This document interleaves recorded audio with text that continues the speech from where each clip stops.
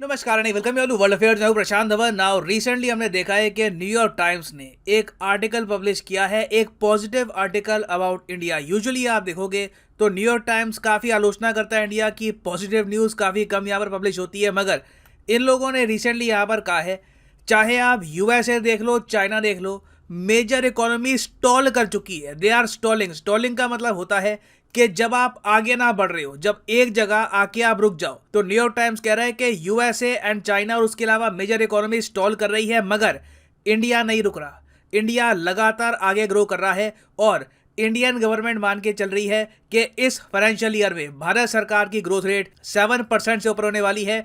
IMF का कहना खुद है कि इंडिया 7.7% के आसपास ग्रो कर सकता है इस फाइनेंशियल ईयर में, जो मैं कहूँगा बहुत ही ज़्यादा बड़ी उपलब्धि होगी, क्योंकि इस साल आईएमएफ का यह मानना है कि यूएसए की ग्रोथ रेट आने वाली है सिर्फ 2.3%। जी हाँ, पूरे साल यूएसए सिर्फ 2.3% ग्रो करेगा।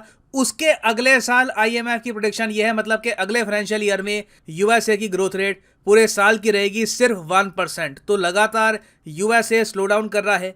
चाइना की ग्रोथ रेट अब ये कह रहे हैं पूरे साल में रहने वाली है 3.3%। इनके कंपैरिजन में इंडिया रिलेटिवली फास्ट ग्रो कर रहा है, तो मतलब कि भारत में बहुत सारा कैपिटल, बहुत सारा निवेश आएगा। और न्यूयॉर्क टाइम्स में यह भी लिखा है कि दुनिया ये बात देखकर काफी शॉक्ड है कि चाइना से इंडिया इतना आगे निकल चुका है ग्रोथ के मामले में, क्योंकि लगातार आप देखो चाइना काफी फास्ट ग्रो कर रहा था, मगर बीच में हमने देखा है कि शी जिनपिंग के कुछ अजीब से निर्णय, एक के बाद एक जो इनके बहुत ही खराब निर्णय थे, इसकी वजह से चाइनीज इकोनॉमी बुरी तरीके से हर्ट हुई है। एक तो जीरो टॉलरेंस वाली कोविड पॉलिसी, जिसके अंडर चाइना ने हैवी लॉकडाउन इंपोज किए, इनकी इकोनॉमी को उससे हैवी लॉस हुआ। उसके बाद चाइना ने बिना वजह जो ताइवान के अगेंस्ट अग्रेशन दिखाया है, उसकी वजह से हम देख रहे हैं कि जो थोड़ी बहुत बची कुची कंपनीज थी यूरोप की, यूएस की, ये भी धीरे धीरे चाइना से बाहर निकल रही है, क्योंकि एक इंडिकेशन मिल चुकी है वेस्टर्न वर्ल्ड में कंपनीज को कि चाइना ताइवान को लेकर कुछ बड़ा करने वाला है इन द फ्यूचर। तो इस कंट्री में अभी के लिए बिजनेस करना प्रॉफिटेबल नहीं होगा। उसके अलावा चाइना ने जो अग्रेशन दिखाया है क्वाड कंट्रीज के अगेंस्ट, उसकी वजह से हमने देखा है कि बहुत सारी फैक्ट्रीज चाइना से शिफ्ट होकर वियतनाम, इंडिया या फिर बाकी कंट्रीज में जा चुकी हैं। फिर उसके अलावा आप अगर देखो तो बेल्ट एंड रोड इनिशिएटिव एक फेलियर साबित हो चुका है। जिन कंट्रीज ने बेल्ट एंड रोड इनिशिएटिव के अंडर बड़े लोन उठाए थे, सब आज के समय बैंकरप्सी फेस कर रही है। चाहे श्रीलंका हो, पाकिस्तान हो, म्यांमार हो, केनिया हो, all these countries are suffering. Belt and road से किसी भी कंट्री में not even a single country कहीं भी खुशहाली नहीं आई है। तो इस टॉपिक को अच्छे से डिस्कस करते हैं कि न्यूयॉर्क टाइम्स ने इंडियन इकोनॉमी के बारे में क्या लिखा है, क्या सारी तारीफें हैं या फिर कुछ वार्निंग्स भी है, डिस्कस करेंगे इन डेप्थ। मगर आगे बढ़ने से पहले आपसे क्वेश्चन पूछूंगा। क्वेश्चन यहाँ पर यह है कि हाल ही में इसरो ने एक एग्रीमेंट साइन किया है स्पेस टेक्नोलॉजी कोऑपरेशन को लेकर, किन दो देशों के साथ? इस पर बहुत आर्टिकल पब्लिश हुए हैं, बताओ वो दो देश कौन से हैं? Option A USA Australia, option B Japan Australia, option C Australia Netherlands, या फिर option D France Australia. Tricky question है, जो करंट अफेयर्स प्रॉपर्ली फॉलो करता है वही आंसर कर पाएगा। वैसे कमेंट सेक्शन में अटेम्प्ट करो क्वेश्चन, सही आंसर मैं आपको वीडियो के एंड में दे ही दूंगा। ना ओवरऑल आप इस न्यूयॉर्क टाइम्स के आर्टिकल को देखोगे तो इंडिया के बारे में बहुत ही पॉजिटिव बातें लिखी है कि इंडिया की जीडीपी लगातार ग्रो कर रही है, इंडिया ने बहुत ही प्रॉपर तरीके से इन्फ्लेशन को मैनेज किया है। अगेन, सब कुछ परफेक्ट नहीं है, मैं ये यहाँ पर नहीं कहूँगा कि इम्प्रूवमेंट की गुंजाइश नहीं है। ऑब्वियसली जो चीज़ें हैं उससे हम और बेहतर कर सकते थे, मगर ग्लोबली खुद को हमको कंपेयर करना होगा यूएस, चाइना, बाकी कंट्रीज से। इंडिया ने इन्फ्लेशन अच्छे से मैनेज करी है, इन्वेस्टमेंट्स लगातार हमारे यहाँ आई है। उसके अलावा हम लगातार ग्रो भी कर रहे हैं इवन आफ्टर कोविड-19 पैंडेमिक। मगर इंडिया के लिए प्रॉब्लम यह है कि सिंस ग्लोबल इकोनॉमी अब धीरे धीरे स्लो कर रही है ना, तो इसका नेगेटिव इम्पैक्ट कहीं ना कहीं हमको आएगा ही। हम इससे बच नहीं सकते। हम ये नहीं कर सकते कि हम लगातार ग्रो करते रहेंगे, ग्लोबल इकोनॉमी स्लो होती रहेगी, यूएसए जैसा देश सिर्फ 1% ग्रो करेगा और दुनिया में और कहीं कुछ इम्पैक्ट नहीं आएगा। ऐसा कुछ होने नहीं वाला। और ये बात आईएमएफ की जो चीफ इकोनॉमिस्ट है उन्होंने भी कही है, the outlook has darkened significantly since April, the world may soon be teetering on the edge of a global recession. हम बिल्कुल ग्लोबल रिसेशन के किनारे पे आने वाले हैं और इसका कहीं ना कहीं इम्पैक्ट इंडिया पे होगा। अब यहाँ पर आप कहोगे इंडिया पे क्या इम्पैक्ट होगा? देखिए, इस आर्टिकल में ये भी लिखा है कि हमारी विदेश मंत्री ने ये कहा था पिछले महीने कि इंडिया को एक्सपोर्ट से रिलेटेड कुछ ना कुछ बड़े स्टेप उठाने होंगे, क्योंकि हमारे एक्सपोर्ट्स बहुत ज़्यादा कम होने वाले हैं। आप अगर पिछले साल देखो तो इंडिया के सबसे ज़्यादा एक्सपोर्ट्स किस सेक्टर में थे? इंजीनियरिंग प्रोडक्ट्स के सेक्टर में।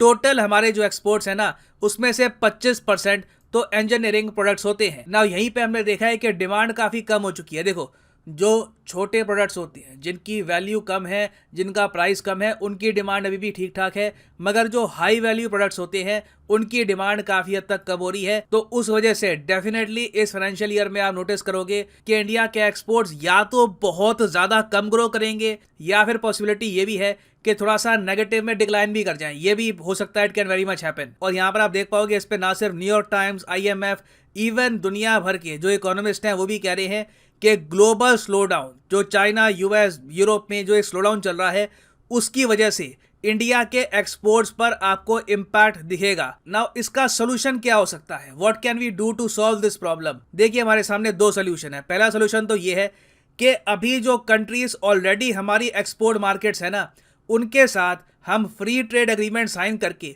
उनकी मार्केट में और ज़्यादा एक्सपोर्ट करें। अब फॉर एग्जांपल मैं आपको बताऊं, बांग्लादेश की PM शेख हसीना आज के समय इंडिया आ रखी है। आपको बताऊंगा इंडिया में इनकी काफ़ी इंपॉर्टेंट विजिट है, और इंडिया में आके इन्होंने बातचीत स्टार्ट कर दी है India Bangladesh free trade agreement को लेकर। और अगर ये एग्रीमेंट साइन हो जाता है तो मैं आपको बता दूं, बांग्लादेश इंडिया के लिए इतनी इंपॉर्टेंट एक्सपोर्ट डेस्टिनेशन है कि इंडिया के एक्सपोर्ट्स $17 बिलियन बढ़ सकते हैं अगर ये एक एग्रीमेंट साइन हो जाता है। जी हाँ, बांग्लादेश इंडिया के लिए इकोनॉमिकली बहुत इंपॉर्टेंट है। जो हमारी टॉप 5 एक्सपोर्ट डेस्टिनेशन है ना, नंबर 1 पे US है, फिर नंबर 2 पे चाइना है, फिर UAE, उसके बाद आपको मिलेगा बांग्लादेश। नंबर 5 पे आपको पता होगा रिसेंटली नेदरलैंड्स आ चुका है। तो चाइना को तो हम इतने एक्सपोर्ट्स कर नहीं पाएंगे। यूनाइटेड अरब एमिरेट्स के साथ हम वैसे ही एक फ्री ट्रेड एग्रीमेंट कर चुके हैं, तो UAE को हमारे एक्सपोर्ट्स बढ़ने वाले हैं। USA के साथ मेरे हिसाब से डेफिनेटली एक लार्जर फ्री ट्रेड एग्रीमेंट हमको करना चाहिए, जिससे USA की मार्केट का और बड़ा एक्सेस हमको मिले और हमारे एक्सपोर्ट्स कम ना हो ना। एक तो ये स्टेप हो गया कि ऑलरेडी जो आपके बड़े ट्रेडिंग पार्टनर हैं उनके साथ एक्सपोर्ट्स और बढ़ाओ। दूसरा स्टेप ये है कि जो एरिया अभी आपने एक्सप्लोर नहीं किए, for example south America. South America एक ह्यूज कॉन्टिनेंट है। हमारे विदेश मंत्री रिसेंटली साउथ अमेरिका के टूर पे भी गए थे, और वहाँ पे उन्होंने कहा कि ट्रेड के मामले में साउथ अमेरिका के साथ अभी बहुत पोटेंशियल है, बहुत कुछ इंडिया एक्सपोर्ट कर सकता है साउथ अमेरिका को। उसके अलावा अफ्रीका, ये दो रीजन मैं कहूँगा, साउथ अमेरिका और अफ्रीका, यहाँ पे अगर इंडियन कंपनीज प्रॉपरली फोकस करे तो इंडिया का एक्सपोर्ट आराम से 20 से 30 बिलियन डॉलर इन्हीं दो रीजन्स के दम पे बढ़ सकता है। तो ये कुछ स्टेप्स हैं, ये हमको उठाने होंगे, नहीं तो ग्लोबल स्लोडाउन का इम्पैक्ट हमको भी पड़ेगा और हमारे यहाँ जॉब लॉसेस होंगी तो ऑब्वियसली हमारी ग्रोथ पर भी और नेगेटिव इम्पैक्ट आएगा। और जॉब लॉसेस को काउंटर करने के लिए हम और क्या कर सकते हैं? देखिए, सरकार ने एक काम तो स्टार्ट कर दिया है। सरकारी नौकरियां रिलेटिवली पिछले साल से आप कंपेयर करोगे तो थोड़ी बहुत अभी ज़्यादा आनी स्टार्ट हो गई है, हालांकि अभी भी इसमें इंप्रूवमेंट की गुंजाइश है।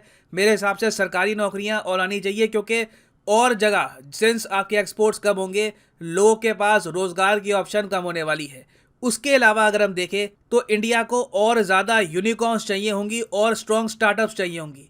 अब जो ये स्टार्टअप्स है, जो हमारी यूनिकॉर्न्स बन चुकी हैं, इनसे भी हज़ारों लोगों को रोजगार मिलता है। और इस फाइनेंशियल ईयर के पहले हाफ में आपने देखा होगा, पहले 6 महीनों में आपने देखा होगा कि इंडिया ने चाइना को पहली बार बीट किया है यूनिकॉर्न्स प्रोड्यूस करने के मामले में। इस साल के पहले 6 महीनों में इंडिया ने ऐड करी 14 यूनिकॉर्न्स, चाइना ने ऐड करी सिर्फ 11 यूनिकॉर्न्स। यूनिकॉर्न वो स्टार्टअप होती है जिसकी मार्केट वैल्यूएशन $1 बिलियन से ऊपर की होती है। तो इंडिया के पास आज के समय टोटल 107 यूनिकॉर्न्स आ चुकी हैं, जो ओवरऑल US चाइना से काफ़ी कम है, मगर धीरे धीरे हम इसमें इंप्रूवमेंट कर रहे हैं। जितनी ज़्यादा यूनिकॉर्न होगी ना, उतना ज़्यादा सरकार पे प्रेशर कम बनेगा रोजगार प्रोवाइड करने का, क्योंकि बहुत से लोग इन यूनिकॉर्न्स में भी काम कर सकते हैं, एम्प्लॉयमेंट भी इससे ज़्यादा जनरेट होगी। तो डेफिनेटली दुनिया के कंपैरिजन में हमने अपनी इकोनॉमी को मैनेज करने में ठीक ठाक काम किया है, मगर अभी चैलेंजेस खत्म नहीं हुए हैं। इन तारीफों पे हमको बह नहीं जाना है। We have to work harder to make sure कि आने वाला टाइम हम आराम से काट ले, ताकि लगातार हमारी जो ग्रोथ है ये 6-7% के आसपास बनी रहे। नाउ फाइनली वापस आते हैं अपने क्वेश्चन की तरफ कि इसरो ने रिसेंटली पार्टनर किया है किन दो कंट्रीज के साथ फॉर स्पेस टेक्नोलॉजी कॉपरेशन। तो सही उत्तर यहाँ पे है option C is the right answer, Netherlands and Australia. यहाँ पे आप देख पाओगे Australia and Netherlands look to scale up space cooperation with ISRO. और फाइनली यहाँ पर मैं ये भी ऐड कर दूं कि आप किसी भी एग्जाम की तैयारी कर रहे हैं, फॉर एग्जांपल लेट्स से आप बैंक एग्जाम्स की तैयारी कर रहे हैं, रिसेंटली आपको पता होगा बैंक एग्जाम्स की नोटिफिकेशन भी आई है। तो सपोज आप बैंक एग्जाम्स के कोर्सेज परचेज करना चाहते हैं from Unacademy, comment section में जाइए, यहाँ पे आपको मिलेगा लिंक, इस लिंक पे करो क्लिक और यहाँ पे आप परचेज कर पाओगे bank exam courses from Unacademy. Simply यहाँ पे आपको क्लिक करना है प्लस पर, और जो प्राइसेस यहाँ पर लिखे हैं, फॉर एग्जांपल अगर आप 24 महीने का कोर्स परचेज करना चाहते हैं तो पर मंथ यहाँ पे लिखा है आपको पे करना है 375 rupees. You don't have to pay these prices, simply यहाँ पर कोड डालिए PD10 and the prices will start following. So use the code PD10 and save money. So इसी नोट के साथ ये है वीडियो का अंत। Thank you for listening and as always God bless you all.